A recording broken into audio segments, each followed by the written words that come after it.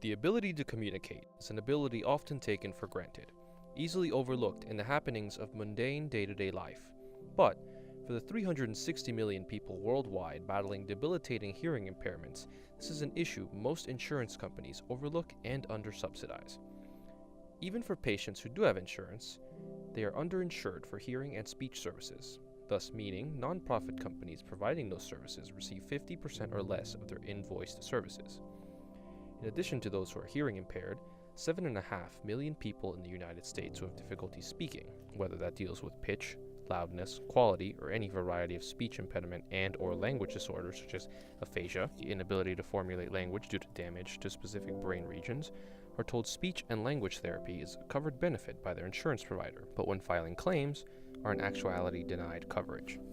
In total, nearly 45 million people in the United States have trouble communicating because of hearing issues, speech issues, or both.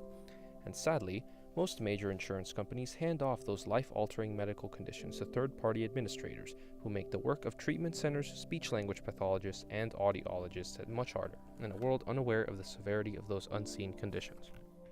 Central Florida Speech and Hearing Center, located in Lakeland, Florida, is one of the only centers statewide specializing in both hearing and speech. Established in 1960, Central Florida Speech and Hearing has been serving the Central Florida area and beyond for over 58 years. What makes the center so crucial to the community and state of Florida is its unwavering mission to serve anyone, no matter how young or old, healthy or sick, or financially stable the patient is. With only 20 out of the 50 states requiring health insurance companies to cover hearing aids, albeit only for children, and only 3 of the 20 states implementing provisions that cover hearing impaired adults, Central Florida Speech and Hearing Center is an essential care provider and a rarity in a society oblivious to the challenges many children and adults face. Meet Zana, a bubbly and bright 5-year-old who loves sparkles and playing with her friends, like most children her age. However, upon a closer look, Zana is wearing sparkly purple hearing aids, devices she needs to allow her to hear the world around her. Zana is mostly deaf in one ear and substantially hearing impaired in the other. Without her hearing aids, she is unable to hear the voices of those who love her the most. With the help of Central Florida Speech and Hearing Center's audiologist Dr. Katie May, Zana is able to hear and catch up on what she has difficulty hearing since she was born. So we first saw Zana during our kid clinic. And it was apparent right away that she was a very bright child. She really adapted to the testing tasks very quickly, but the results that we were getting were very inconsistent. So we ended up bringing her back to be tested with 2 audiologists at the same time, which is, not a lot of places can do that, but we're lucky that we can do that here. And it was found that she actually has an asymmetric hearing loss. So she has a mild to severe hearing loss in her left ear and a severe to profound hearing loss in her right ear. It's very uncommon for children to have asymmetric hearing losses. And it's interesting because she actually told her guardians that she felt that her right ear was broken, that it wasn't working, and our testing results confirmed that. Due to Zana's hearing loss, Zana has difficulty speaking and also attends the Center for Speech Therapy under the expert care of speech-language pathologist Kristen Garcia. In a field that is misunderstood and underappreciated by most, Kristen Garcia is paramount in helping Zana stay on track in school and level with her peers. I came to know Zana because I have a background in working with children who are hearing impaired, and it's a passion of mine. And so what ended up happening was there was a delay in when we knew she had a hearing issue to when she was able to receive hearing aids. And so imagine this standstill for her, and so now she's at a point where these speech and language skills that she should have been developing at these certain times, now she doesn't have. And so it's kind of like if you are chasing after a train. And so her peers are that train, and she's running after them, but they're still running because they're still growing and developing just like she is. Now she's got to make up what she's lost on top of catching up to what they already, to what they're learning too. And so therapy is so important for her because we need to close that gap of that runaway train right now.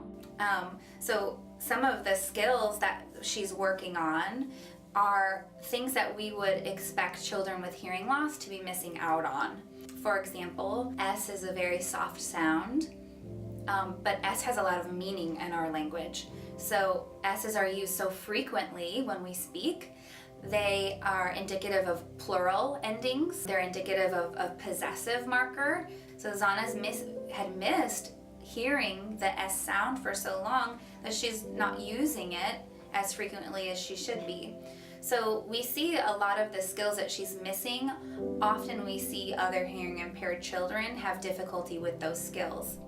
Unique in nature, Central Florida Speech and Hearing Center offers both hearing and speech in one place, perfect for those requiring treatment and rehabilitation, just like Zana.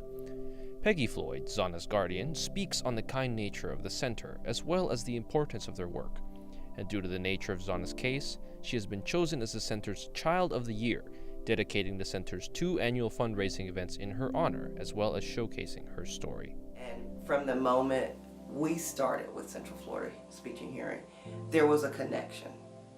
And I don't mean a parental connection. Zana connected with the audiologist, with the speech therapist, and she just has forever looked forward to coming here each week for therapy. We were very cautious and nervous as parents about her having to wear a device and how the other kids would receive it and really how she would handle it. And it was because of the way they managed her and managed the entire moving into that lane of having to, be in a device pretty much for life. She just acclimated to it, and she has done fantastic with the device. And just the sessions with Miss Kristen has been wonderful and engaging, and she really kind of knows how to connect with Zana and really make the therapy process very engaging and very exciting for Zana. So. Roxanne Bonta, president and CEO of the center and former audiologist, is well versed in the intricacies of healthcare and is no stranger to the lack of awareness speech, language, and hearing disabilities have in the eyes of the public, as well as the non-existent insurance coverage of the 2 disabilities she spends her days fighting for. I think people really lack awareness of what we do here. I think that's our biggest challenge. People just don't even consider it. And we are the foundation of literacy. We always say here, you need to hear it, to say it, to read it, to write it. And we are the 2 first things. If children don't have language, there's no reading, there's no success in school. And so we do a lot more language therapy than we do actual, what we call speech or articulation therapy. But we are the foundation of all of that. And as adults too, they just go, oh, I'm getting older, I'm losing my hearing, everybody loses their hearing, and they don't do anything about it. It's like if everyone was walking around without glasses. And the one thing that we're running into right now that actually saddens me is that a lot of older people are getting supplements to Medicare, because Medicare does not cover hearing aids, and they think that they're buying insurance because they go hearing benefits. They think they're buying an insurance that will buy them hearing aids, and in fact what they're doing is they're funneling them to some places and saying you have to buy from this intermediary. Even if you go to an audiologist like us, we have to get the hearing aids from that place, and these patients have to pay. And we can actually provide the hearing aids for less money to these people than the places they're forced to buy them from. Everyone experiences varying degrees of hearing loss as they grow older, and most times this decline is not made readily apparent until it's too late. Studies have found a link between hearing loss and mild cognitive impairment, a precursor to Alzheimer's disease. Additionally, links between hearing loss and dementia have also been found, another horrible memory disease that not only affects the individual but their loved ones as well.